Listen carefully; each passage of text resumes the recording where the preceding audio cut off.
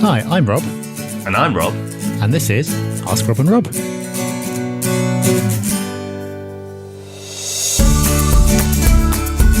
Hello everyone and welcome back to Ask Rob and Rob. This is episode 26 and yes, you've guessed it, we're going to answer a question. And that's exactly what we do each week. We answer your questions that you provide. And we make that very easy for you to provide them. How do you do it, Rob? You do one of the following two things. Either you give us a call. You call us on 013 808 000 35. We won't pick up the phone. Instead, you will leave us a voicemail with your question. Or maybe one day we will answer the phone and that'll be really freaky. But no, we won't do that. We'll just answer your question, leave us a voicemail, and we'll come back to you. Alternatively, if you'd rather, you can go to thepropertyhub.net/podcast. Look out for the box on the right-hand side that will allow you to record a message straight into your computer. It doesn't matter which way you do it. They're both equally easy. All that matters is that you do it. And that's what Matt did this week. So let's hear what Matt had to say. G'day, Rob and Rob. Matt here. Love all the content you guys put out through the various media. I just wanted to get your thoughts around one-bedroom flats. I've seen a lot of advice to always stay away from one-bed flats and one-bed studios. And I'm curious to hear your takes on it and the advantages and disadvantages. Usually deal with two-bed terraces, 2 up, 2 down in southeast London inside the M25. And just wanted to see what your thoughts are also about the lettability of one-bed flats and generally who the tenant demographic for those seem to be. I've seen a one-bed on paper that stacks up, so I'm just challenging my prejudices to stay away from them. Thanks in advance. Thanks, Matt. Great question.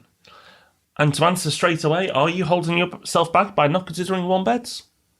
Yes. Yes, you are. Thank you for listening to the podcast. We'll see you next week. Yeah, that's it. Bye-bye. No, I couldn't understand why you wouldn't consider a one bed. They rent really well. Huge rental demand for one beds. We find that directly through our experiences with RMP property and yellow lettings.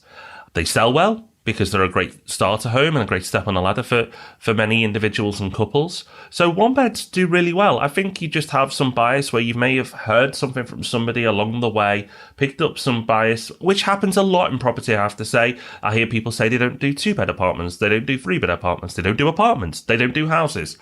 There's a place for all of these types of property. Yes, I don't do every type of property. I personally wouldn't do a detached executive home as a buy-to-let. Some people would, but in the majority of cases, 1-bed apartments, 2-bed apartments and small houses, that's really what I'd focus on for buy-to-let. You could look at studios, but I would only look at studios in major cities and major city centres like London, Manchester and Leeds. I wouldn't really look anywhere else. But in terms of property investment, yeah, I would go 1-bed, 2-bed apartments all day long. In fact, I own a 3-bed apartment, and I would look at small houses as well. They work well, all of them. Yeah, one beds really do rent like a charm. I'm personally biased against studio flats. The reason for that is not that they wouldn't rent well, because I think they would. It's just on the resale, it's a little bit tougher. You're less likely to be able to sell a studio to an owner-occupier. It's more likely to be to another investor, so it limits your resale market. That's not saying it's not possible, but I'm always thinking about the broadest possible market. That's just my own personal bias. Again, there are some things that different investors won't do, but there are other investors who will make it work perfectly well. But in answer to your question, 1-bed flats, absolutely do consider them. Obviously, you've got a process which is working well for you already. So just add 1-beds into that mix and use whatever criteria you've been using previously and subject them to the same thing. If the numbers add up and the investment case is there, go for it. Why not? I don't think we really need to add much more to that, Matt. Hopefully that makes sense and you can push on, and hopefully this got to you in time so you can take advantage of that deal. And if it has passed, well, you've got a whole new market opening up to you now where you consider 1-beds. So good luck with that. If you want to find out more information on this episode, then please do go to thepropertyhub.net/podcast, where all the episode information will be there. And, of course, an opportunity to leave a question like Matt did. Of course, if you want to do more and take your property investment experience further, we have an option for you too. Yes, we do, and we call it the Property Hub Summit. This is where you get to come and spend the whole day with us.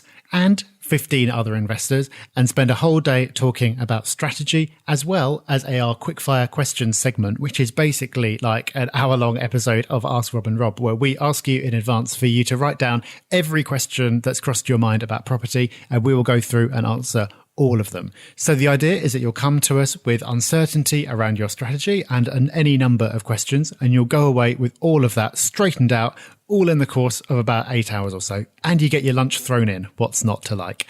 If you do want to come along and join us, there's a really easy way to find out when, where, how, why, and all the rest of it. Just get your phone out and text the word SUMMIT, SUMMIT, followed by your email address to 88802. So that's 88802.